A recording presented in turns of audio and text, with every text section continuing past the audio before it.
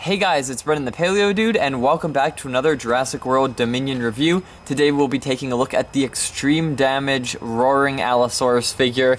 Now, this is an absolutely massive figure. I was not expecting it to be this big when I saw it in person. It is blowing me away with the amount of just work done into the coloration, the new design. They increased the tail length for this figure. Sure, it's still a little too short, but it's a lot longer than usual, and the battle damage feature is so cool.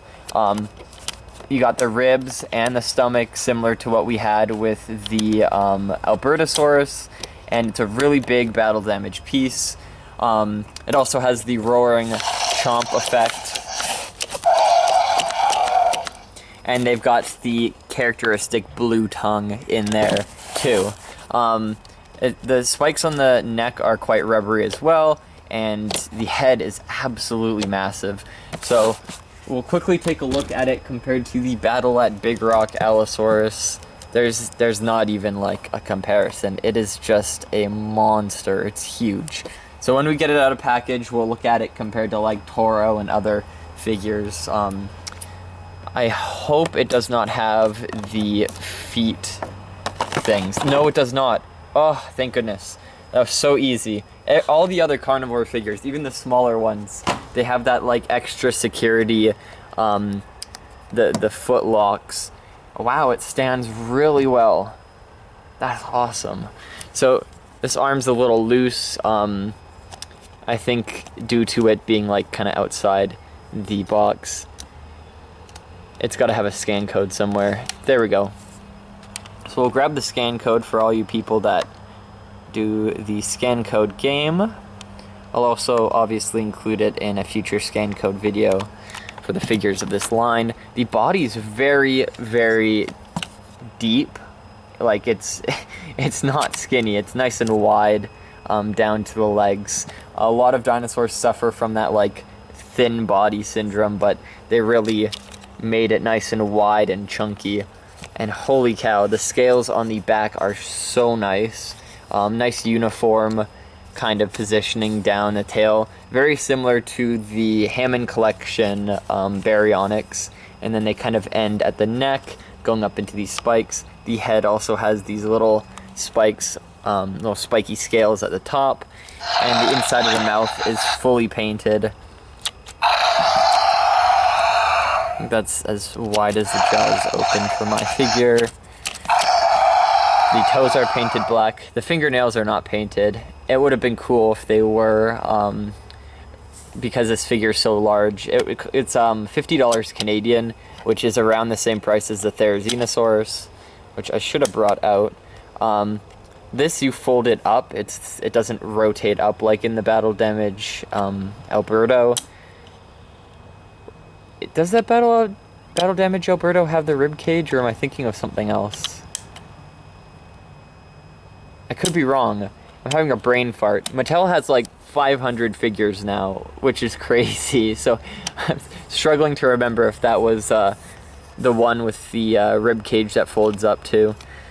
Okay, so the new figures have this kind of internal marbling effect where they have like a different color plastic within the mold itself to have like that extra little bit of paint detail and uniqueness among figures, which is really nice. Mattel's always had little flakes, but now it seems they're really experimenting with a lot of other stuff. Wow, I love that crest. Okay, so let's compare it in size to the Allosaurus from the first wave back in 2018. Now this is the juvenile Allosaurus, so it makes sense to be at this size, and it's a really nice kind of contrast between them, having it with the lighter colors. Now, of course, fans were a little disappointed when the adult Allosaurus got released in the same size as the juvenile, and you can see why. The actual size of the Allosaurus is a lot larger than what the juvenile would be. Let's take a look at the tail lengths really quick. So on the Battle at Big Rock one, the tail is absolutely tiny as heck compared to the body, way too short. Let's see if the head molds are the same. Oh no, this one has a lot more detail. It seems, yeah, everything's new. It's not even upscaled. The crest has a slightly different shape, but overall the main details from the head are the same. The jaw's a lot less bulkier.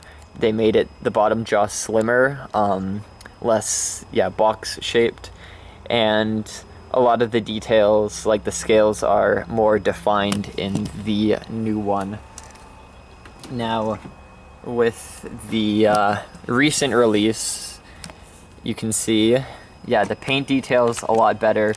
Body detailing stands out way better as well, but it keeps some of the main sort of scars. You can see there's scars on the tail that line up. 2 slashes there. That kind of long slash is still present on the older Allosaurus figure, which is kind of peculiar because these are completely different, like, molds. You can see the scales on the larger one aren't present on the smaller one, but the position of the scars on the body are. That is very odd. Yeah, it has there's 3 scratches on the body here, 3 scratches on the body there, 2 scratches there, 2 scratches there. On the legs, the scratches are in the same position as well. So I'm wondering if these are supposed to represent the same Allosaurus, the same individual, since the scars are in the same place, despite being completely different molds. It could be just coincidence that they wanted to have the scars in the same place, but just freshen up the details. But it would be very interesting if these were the same individuals, which I guess really seems to be. Why else would the scars be in the same placement? Same on the other side too. The scars on the leg are on the leg there. On the tail, they're the same. 2 long scars, 2 long scars. Yeah, that is very neat. Holy cow. Interesting fact right there. So let's compare it next to Toro now. So in the Malta scene, the Carnotaurus and Allosaurus were like the same size. So Allosaurus is in fact way longer than Toro. So I wonder if they're going to make a updated Carnotaurus figure, maybe a little larger. They might just reuse this. I have a feeling like they won't. They might be planning to release a unique Carnotaurus mold, which would be exciting for sure.